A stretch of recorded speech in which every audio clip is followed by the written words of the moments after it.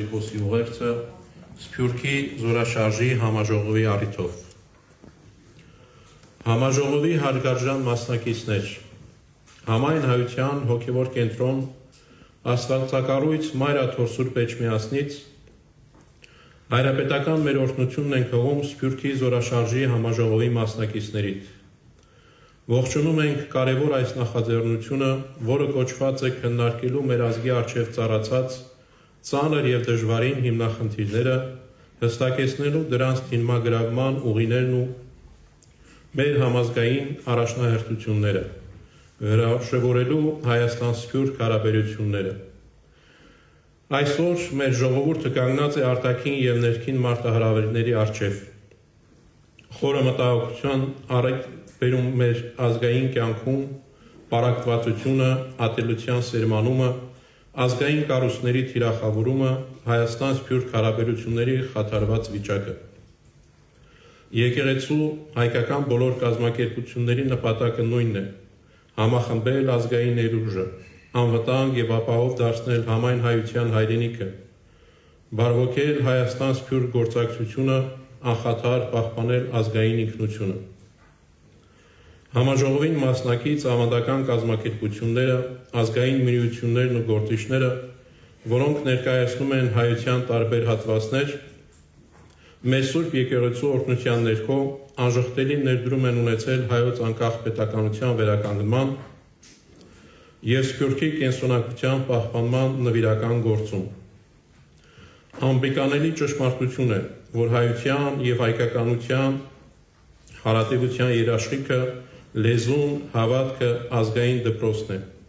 Հայրենի անկախ ու ինքնիշխան պետությունը, որը հատուկ հոգածություն և ուշադրության ներքո պիտի գտնվեն նաև Սփյուռքի և Սփյուռքի առաջնային կարիքները։ Եվ հետևաբար, հայոց պետության պահպանությունն ու զորացումը այսօր էլ աշխարհասփյուռ մեր ժողովրդի առաջնային հանձնառությունն է։ Հարկ է հոգ տանել նաև, որ յուրաքանչյուր հայ, չտրվելով օտար գաղափարների և ազդեցությունների, շարունակի իր ողջ էությամբ և հոգով դավանած արժեքներով կապված մնալ իր ազգային և հայրենիքին և իր կարողություններն ու շնորհները իսպազ դնի մեր ժողովրդի և հարազատ երկրի առաջընթացին։ Պատմական տարբեր հանգամանքների բերումով աշխարհի տարբեր երկրներում ձևավորված Սփյուռքի համայնքների կազմակերպությունները պետք է միասնական ուժ և զորություն վերածենք հանուն ազգի և հայրենիքի շահերի պաշտպանությամբ։ Իրավի, տկար կլինի հայրենիքը առանց Սփյուռքի զորակցության և նվիրումի, թույլ ու խոցելի կլինի Սփյուռքը առանց հզոր և պայծառ հայոց պետության։ Միայն Հայաստան-Սփյուռք փոխադարձ աջակցությամբ է հնարավոր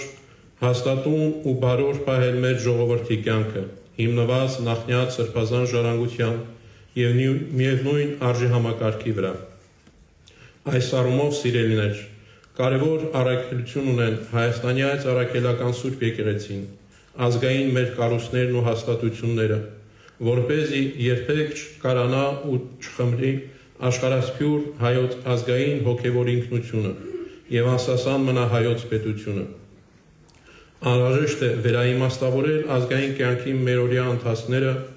և համախոհության մեջ գործուն միջոցներ ձեռնարկել, կասեցնելու հայրենավնաս ազգակործան երևույթները։ Այսպիսի համաժողովներն ու խորհրդակցությունները կարևոր քայլ են վերոհիշյալ հիմնախնդիրների հաղթահարման և լուծման ճանապարհին։ Զատկական այս օրերին հայրապետիս աղոթքն է, որ Բարձրյալ Աստված իմաստություն շնորհի պետությունների ղեկավարներին խաղաղությունը վերահաստատելու աշխարհում և մարդկության կյանքում։ Թող Փրկիչ մեր Տերը ապահով և անվտանգ պահպանի հայրենի մեր երկիրը, իր սուրբ հարության լույսով պայծառացնի համայն մեր ժողովրդին, անշեղորեն ընթանալու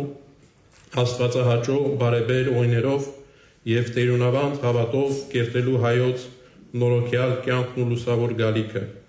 Մեր գնահատանքն ենք բերում համաժողովի աշխատանքների կազմակերպիչներին և բոլոր մասնակիցներին և մաղթում արդյունավոր ընթացք։ Օրհնությամբ Գարեգին II կաթողիկոս ամենայն հայոց։